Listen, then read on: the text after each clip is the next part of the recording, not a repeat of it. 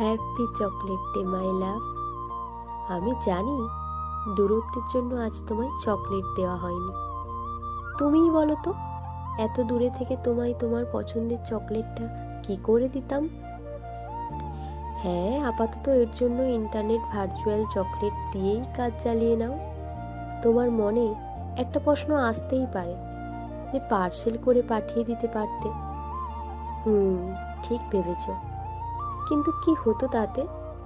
Suppose আমি parcel করে chocolate পাঠাতাম, কিন্তু যদি ঠিক সময় তোমার কাছে না পৌঁছাতো, তাহলে কি হতো বলো তো?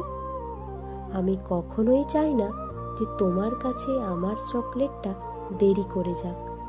তোমায় আমি অনেক চকলেট দেব যেদিন আমাদের দেখা হবে। আপাতত এই ভার্চুয়াল চকলেট খেয়েই একটা মিষ্টি হাসি দিয়ে দাও। প্লিজ রাগ করো না। কথা দিচ্ছি, আগামী চকলেট ডে কেন, আগামী প্রত্যেকটা দিন, প্রত্যেকটা মুহূর্ত আমি তোমার জন্য চকলেটে ভরিয়ে দেব। কথা রইল।